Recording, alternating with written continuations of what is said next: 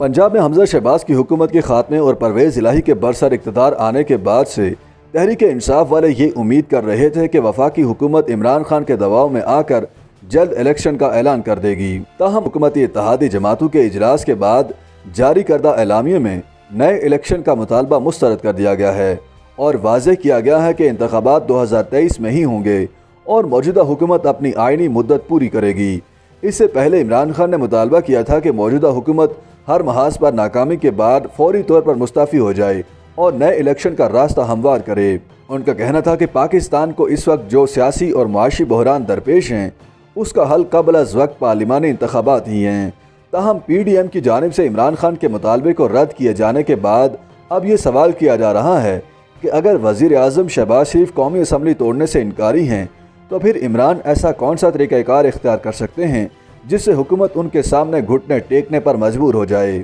Senior صحافی اور تجزیہ کار سہیل وڈائچ کا کہنا ہے کہ پنجاب میں حکومت حاصل کرنے کے بعد عمران خان نئے انتخابات کروانے کے لیے دباؤ ڈالنے کی خاطر دوبارہ اسلام آباد پر چڑھائی کر سکتے ہیں۔ ان کا کہنا ہے کہ عمران خان کے پاس خیبر پختونخوا کی حکومت بھی موجود ہے اور اگر وہ اسلام آباد میں بڑا اجتماع کر کے شہر کو جام کر دیں تو حکومت شدید مشکلات کا شکار ہو جائے گی۔ دوسری جانب رانا ثناء اللہ خان کا کہنا ہے کہ عمران خان اگر اسلام آباد پر چڑھائی کرنا چاہتے ہیں تو ضرور آئیں، لیکن یہ یاد رکھیں کہ ان کے ساتھ وہی سلوک ہوگا جو 25 مئی کو ہوا تھا۔ رانا ثناء اللہ نے کہا کہ عمران گیدڑ بھبکیاں دینا بند کریں اور جو کرنا چاہتے ہیں کر کے دکھائیں تاکہ جواب میں ان کے 14 طبق روشن کیے جا سکیں۔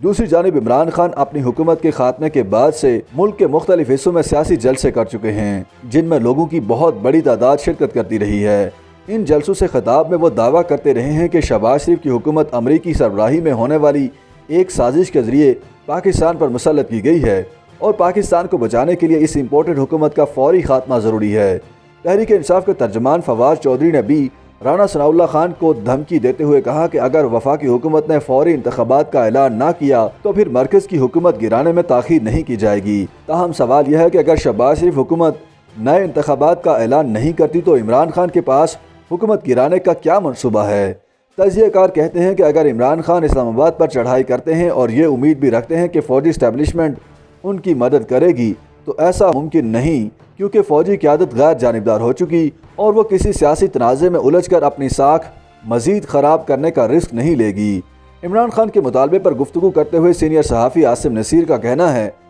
کہ ملک کی موجودہ ابتر معاشی صورتحال فوری الیکشن کی اجازت نہیں دیتی کیونکہ اس سے فائدے کی بجائے نقصان ہو جائے گا۔ ان کا کہنا تھا کہ اگر موجودہ حکومت کو ختم کیا جاتا ہے تو نہ تو IMF پاکستان کو قرضے کی اگلی قسط دے گا اور نہ ہی سعودی عرب پاکستان کو وعدے کے مطابق ادھار تیل دے گا۔